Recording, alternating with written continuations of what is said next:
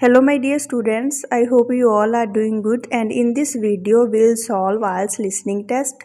So before starting our test I will explain you कि आपने कैसे listening test को जो given time होता है आपके पास 30 seconds का before each section, every section से पहले वो आपको 30 seconds का जैसे time देते हैं तो उस टाइम में आपने क्वेश्चंस को रीड करना होता है। तो टेस्ट स्टार्ट करने से पहले मैं आपको एक्सप्लेन करूंगी कि उस गिवन टाइम में आपने कैसे क्वेश्चंस को रीड करना है, कैसे इंपॉर्टेंट कीवर्ड्स को मार्क करना है, सो दैट उन कीवर्ड्स की हेल्प से आप ऑडियो में से अपने जो आंसर्स हैं वो करेक्ट फाइंड आउट कर सको। तो इससे क्या जो आपके आंसर्स हैं वो ज़्यादा से ज़्यादा राइट जाएंगे, तो उससे क्या आपका एक बहुत अच्छा स्कोर आएगा। तो जो स्टूडेंट्स न्यू है इस चैनल पे, make sure to subscribe this channel if you want to score 7+ band in your final exam. And videos को लाइक ज़रूर किया करो, शेयर करो एंड चैनल को सपोर्ट करो। So now we will start our test. So audio play करने से पहले हम पहले क्वेश्चंस को रीड करेंगे एंड इम्पॉर्टेंट कीवर्ड्स को मार्क करते उसके बाद हम ऑडियो को प्ले करेंगे।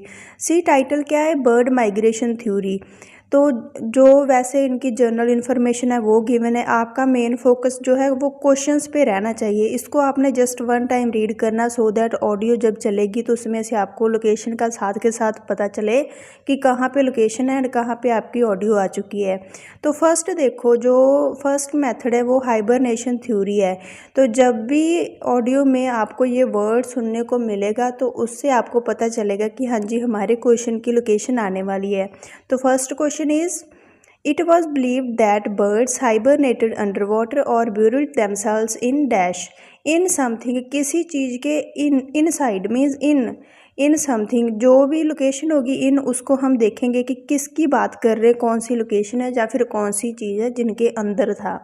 नेक्स्ट देखते हैं, नेक्स्ट आप इसको रीड कर लो। This theory was later disproved by experiments on caged birds. तो इससे तो जस्ट आपको लोकेशन पता चलेगी कि हाँ जी हमारी नेक्स्ट क्वेश्चन की कहाँ पे लोकेशन आ रही है। So second method is transmutation theory. तो इससे आपको पता चलेगा आपकी लोकेशन का। जब वो ट्रांसम्यूटेशन थ्योरी बोलेंगे उसके बाद आपको पता ये फर्स्ट सेंटेंस बोला जाएगा ऑडियो में, उसके बाद जो आपका क्वेश्चन है 32 उस पर आपने आना है। तो इसको आप वन टाइम जस्ट रीड कर लो। Aristotle believed birds changed from one species into another in summer and winter. तो समर एंड विंटर में जो इनकी लोकेशन चेंज हुई बर्ड्स की उसके बारे में वो बताया गया, इधर इन्फॉर्मेशन गिवन है। नेक्स्ट हमारा क्वेश्चन क्या है, हमने इस पे मेन फोकस करना है। In autumn he observe that red stars experience the loss of. तो रेड स्टार्ट एक तो कीवर्ड आ गया आपका, रेड स्टार्ट, कि जो रेड स्टार्ट है उन्होंने क्या लॉस फेस किया, एक्सपीरियंस किया, किसी चीज़ का लॉस हुआ होगा। रेड स्टार्ट है जो इन्होंने एक्सपीरियंस किया था। तो कीवर्ड्स हैं, एक तो रेड स्टार्ट, एक लॉस ऑफ समथिंग। जिस भी चीज़ का लॉस हुआ होगा उसको हमने मार्क करना है। देन आप इसको जस्ट रीड कर सकते हो। उसके बाद next question is, Aristotle's assumptions were logical because the two species of birds had a similar. देखो, एक तो जो बर्ड्स की स्पीशीज़ है, टू स्पीशीज़ है, उनकी बात करी जा रही है। उनके पास क्या सिमिलर होगा, जो उनकी सिमिलैरिटी होगी उसको हमने आंसर करना है 33 क्वेश्चन में। नेक्स्ट कीवर्ड इंपॉर्टेंट आपने मार्क करना है 17th सेंचुरी। तो 17th सेंचुरी जब आपको ऑडियो में सुनने को मिलेगा इट मीन्स हमारी लोकेशन इधर तक आ चुकी है, इससे हमको नेक्स्ट क्वेश्चन का आंसर मिलने वाला है। तो next question is, Charles Morton popularized the idea that birds fly to the dash in winters. कि एक तो ये पर्सन का नेम आएगा तो आपको लोकेशन मिल जाएगी ऑडियो में से। नेक्स्ट उनका क्या अजम्पशन थी, वो क्या आइडिया था उनका कि जो बर्ड्स हैं वो फ्लाई करते हैं to the dash in winter, कि विंटर में बर्ड्स कहाँ पे फ्लाई करते हैं। एक तो कीवर्ड आ गया इन विंटर्स, विंटर की बात होगी, उसको देखेंगे हम। बर्ड्स फ्लाई करते हैं कहाँ पे, टू द डैश, जो लोकेशन होगी जहाँ पे वो फ्लाई करते थे उस लोकेशन को हम इधर मार्क करेंगे। नेक्स्ट इम्पॉर्टेंट कीवर्ड्स क्या हैं, साइंटिफिक डेवलपमेंट्स। तो ऑडियो में जब आपको साइंटिफिक डेवलपमेंट्स सुनने को मिलेगा इट मीन्स हमारी लोकेशन इधर तक आ चुकी है। इससे हमें नेक्स्ट 3 क्वेश्चंस को आंसर करना 35, 6 and 7।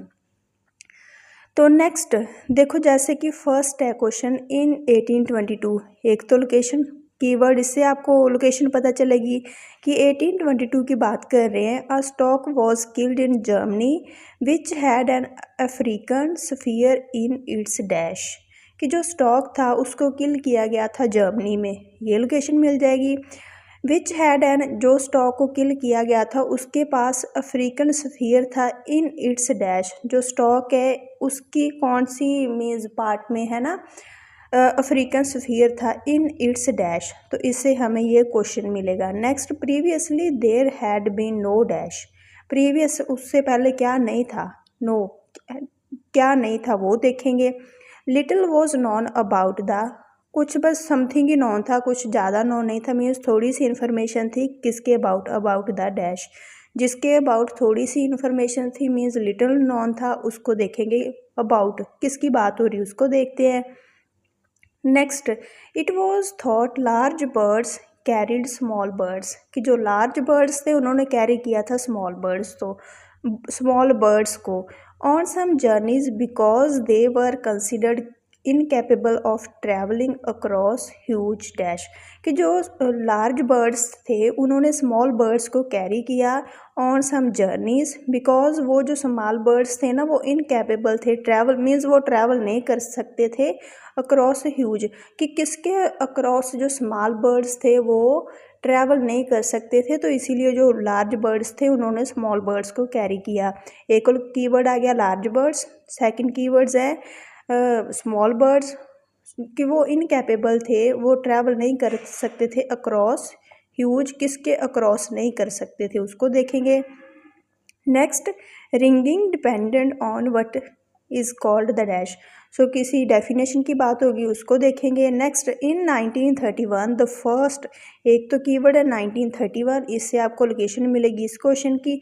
The first dash to show the migration of Europeans birds was printed, first कोई कोई फर्स्ट चीज़ होगी उसके बारे में बताया जाएगा, तो इसको हम रीड करते हैं। So now we'll play its audio, तो ऑडियो को आपने अच्छे से सुनना है, देन आपने अपने क्वेश्चंस को फाइंड आउट करके आंसर करने हैं। तो हम चलते हैं क्वेश्चन नंबर फर्स्ट पे 31 पे, wait a sec. Now listen carefully and answer questions 31 to 40. Scientists believe that a majority of the Earth's bird population migrate in some fashion or other. Some travel seasonally for relatively short distances, such as birds that move from their winter habitats in lowlands to mountaintops for the summers.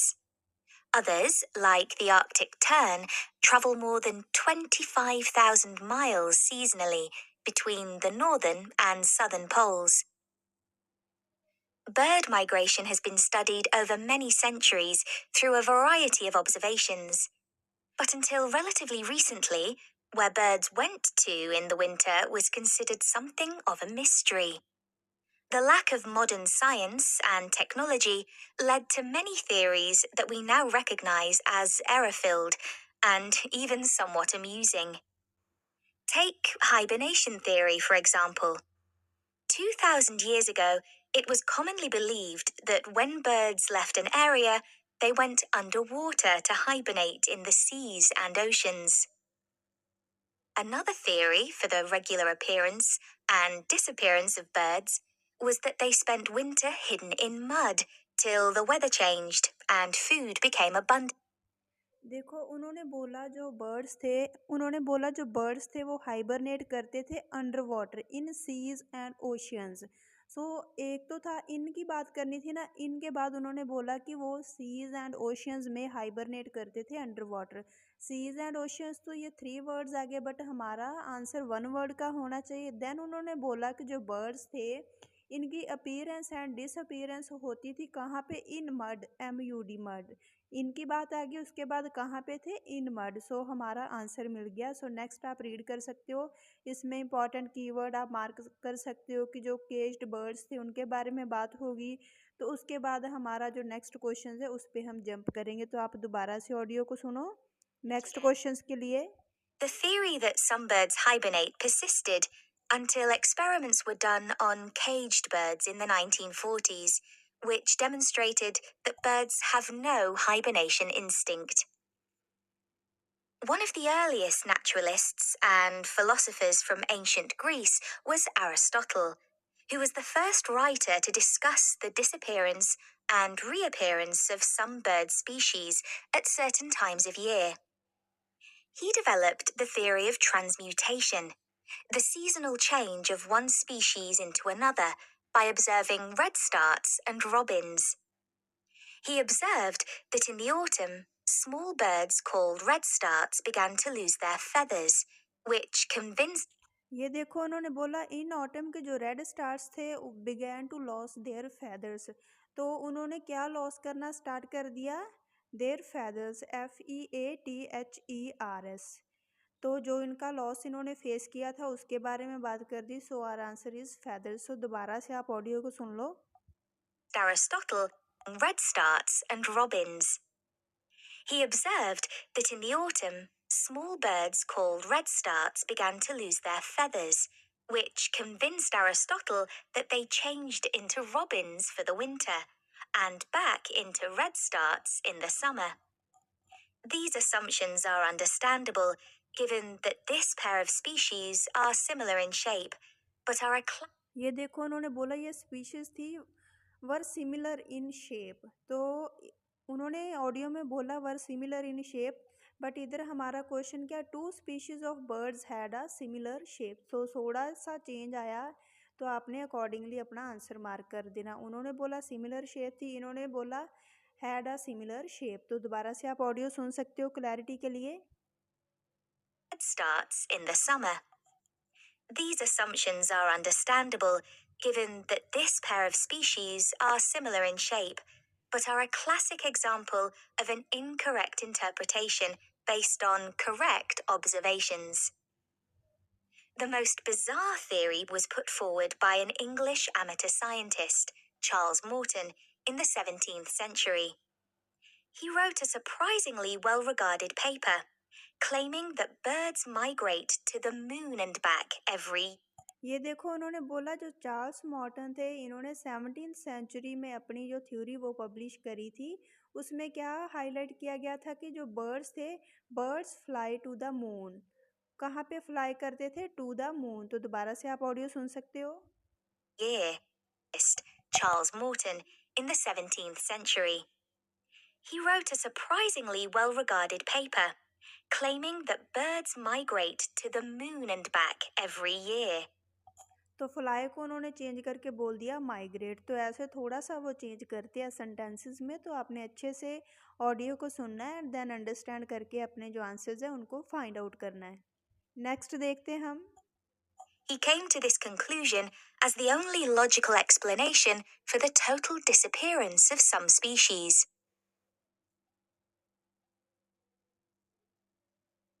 One of the key moments in the development of migration theory came in 1822, when a white stork was shot in Germany. This particular stork made history because of the long spear in its neck, which ये देखो उन्होंने बोला 1822 में एक जो stock था उसको किल किया गया था जर्मनी में। तो इसने जो हिस्ट्री क्रिएट करी थी क्योंकि इसका जो लॉन्ग स्फीयर था इन इट्स नेक। कहाँ पे था? इसके नेक में था लॉन्ग स्फीयर। तो दोबारा से आप ऑडियो को सुन लो। incredibly, stork was shot in Germany. This particular stork made history because of the long spear in its neck, which incredibly had not killed it. Everyone immediately realized this spear was definitely not European. It turned out to be a spear from a tribe in Central Africa. This was a truly defining moment in the history of ornithology, because it was the first evidence that storks spend their उन्होंने बोला कि ये first evidence था। तो इधर question क्या दिया गया कि जो previously there had been no evidence that storks migrate to Africa, कि इससे पहले कोई भी एविडेंस नहीं था। उन्होंने बोला कि ये फर्स्ट था, मीन्स इससे पहले कुछ भी नहीं था। प्रीवियसली मीन्स इससे पहले नहीं था। There had been no evidence. DENC spellings आप राइट कर लेना बिकॉज इधर स्पेस की शॉर्टेज है। नेक्स्ट देखते हैं। Little was non about the dash. कुछ थोड़ी सी इन्फॉर्मेशन थी किसके अबाउट द डैश। तो देखते हैं क्या है क्वेश्चन हमारा। winters in sub-Saharan Africa. You can still see the arrow stork in the zoological collection of the University of Rostock in Germany. People gradually became aware that European birds moved south in autumn and north in summer, but didn't know much about it until the practice of catching birds and putting rings on their legs became established. Before this, very little information was available about the actual destinations.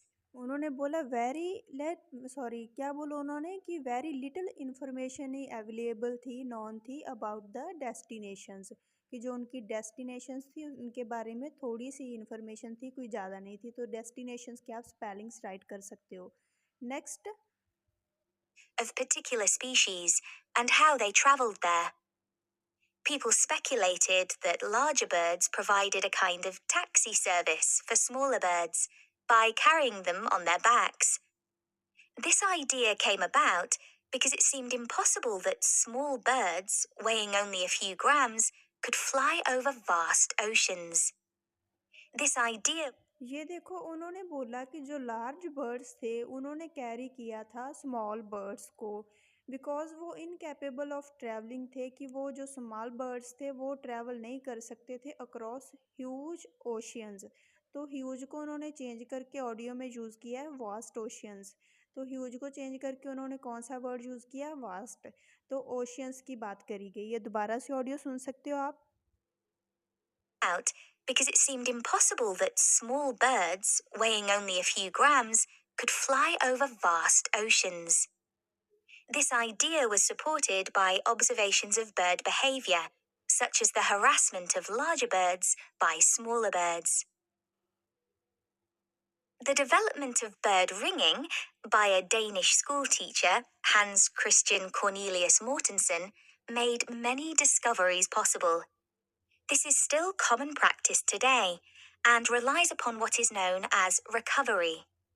ये देखो उन्होंने बोला इधर given है what is called, तो audio में उन्होंने बोला what is known as recovery. तो आर आंसर इज़ रिकवरी। तो रिंगिंग की बात करी गई थी, तो इसको जो भी इसकी डेफिनेशन है उन्होंने बोला what is known as recovery. So इधर चेंज करके उन्होंने राइट किया what is called the recovery. This is when any discoveries possible. This is still common practice today and relies upon what is known as recovery. This is when ringed birds are found dead in the place they have migrated to and identified. Huge amounts of data were gathered in the early part of the 20th century, and for the first time in history, people understood where birds actually went to in winter. In 1931, an atlas was published showing where the most common species ये देखो उन्होंने बोला 20th century के जो first half में था उसकी बात हुई गई। फर्स्ट टाइम क्या इन्होंने पब्लिश किया था, एटलस, जिसमें कि शो किया गया था माइग्रेशन ऑफ यूरोपियन बर्ड्स, जो कि इसमें एटलस में प्रिंट करी गई थी। तो दोबारा से आप सुन सकते हो ऑडियो को। first time in history, people understood where birds actually went to in winter. In 1931, an atlas was published showing where the ये देखो उन्होंने फर्स्ट टाइम जो बोला था, फर्स्ट टाइम इन हिस्ट्री में फर्स्ट टाइम क्या किया गया था कि 1931 में एटलस को पब्लिश किया गया था, जिसमें कि जो माइग्रेशन ऑफ यूरोपियन बर्ड्स थी उसको प्रिंट किया गया था।